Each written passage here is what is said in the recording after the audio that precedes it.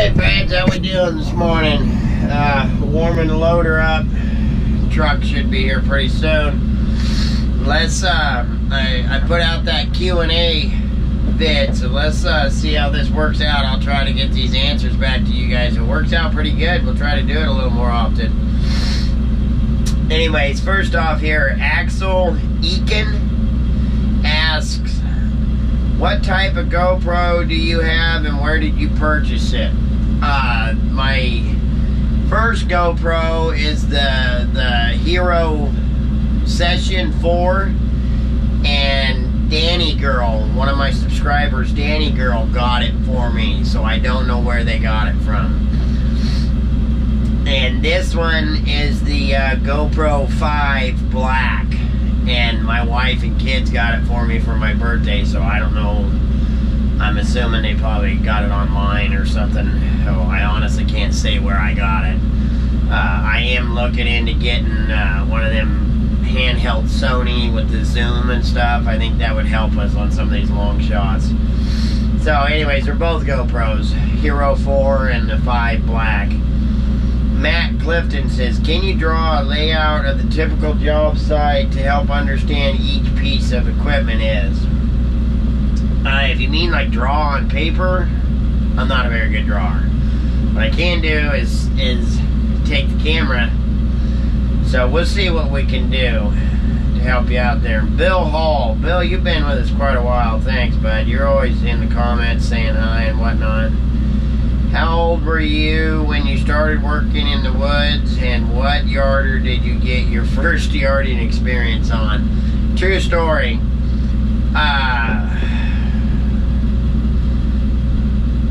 Probably 8, 9 years old. I was either cleaning trail or setting chain behind. My dad logged with horses for a while, and the reason we used chain is so you could shorten it up, try to, because you wanted it as close to the single tree. If it was one horse, it was called a double tree. If it was two horses, it was called a double tree. Or I would go down when the limbs would break off the logs. I would throw them out of the trail that the horses walked on so they didn't step on them and whatnot. And my first experience on a yarder, this is true. I was 14 years old, was living in Forks, Washington. Whatever happened, Dad fired the yarder engineer. I was in the back end flagging road because they had rock trucks coming through, and he was running yarder, and they were in big wood, and he would just bring them in until the chute was full and then move them real quick, or just keep logging until the trucks would get back. And they had a brand new Bowman Sky Car on, so he'd ship it back and set the brakes, and they'd pull wide and pull everything up under the lines, and he'd load the trucks real quick and then get them out of there. Well, we got to where we weren't across that road anymore, so I wasn't needed to be watching road. So I come around the front, and Dad pulled me out of the pickup and threw me in the seat of that Mark III Burger with that brand new Sky Car on. And he said, this is this, and that's that. And he said, we just paid $60,000 for that carriage, so if it hits the ground, your mom won't have to worry about making dinner for you tonight. So, first experience I got on a yarder was a Mark II Burger. Mark II Burger, and I was 14 years old. So far the questions are going pretty good, but I just lost service again, so as soon as I get back into service, we'll answer some more questions. Okay, let's answer a couple more questions while I'm waiting for this second truck. Mark Gowdy, Mark, sorry. Hey Alex, I watched your video loading logs, chip logs. Wanted to know what makes a log a saw log or a chip log. Diameter. And, well, if it's rotten, it doesn't matter if it's this big around, it's no good. But 90% of the time, 6 inches, 5 3/4 is the smallest saw log they'll take. the mill that we're sending to. So anything 6 inches and under makes a chip log. There is a couple of other mills that we work for.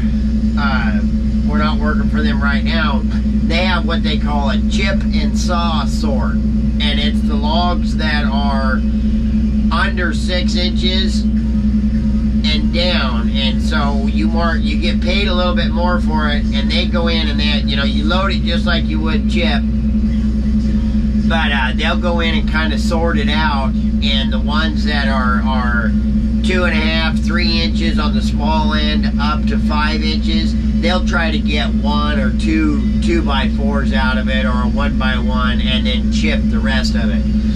So pretty much anything under 6 inches on the fir and hemlock cedar is chipwood.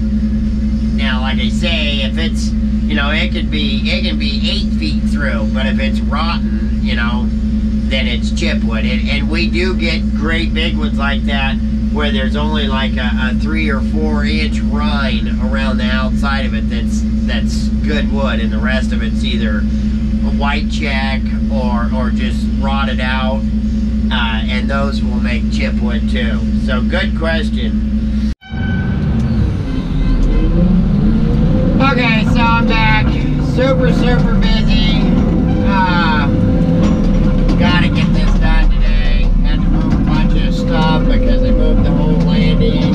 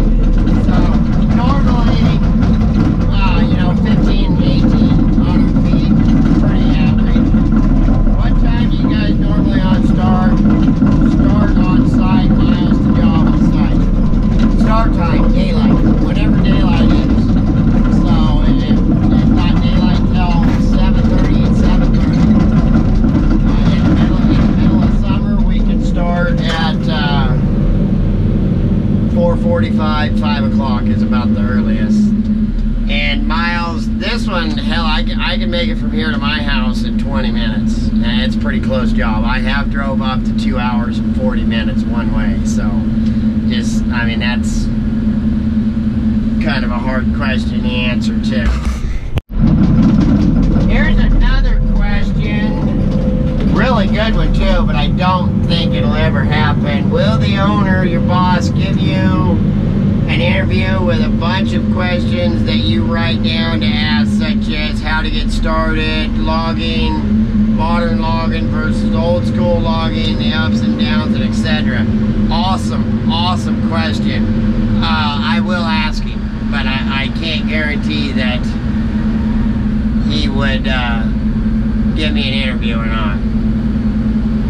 So we'll just see what happens with that. They're moving the yarder again, so it's going by me right now.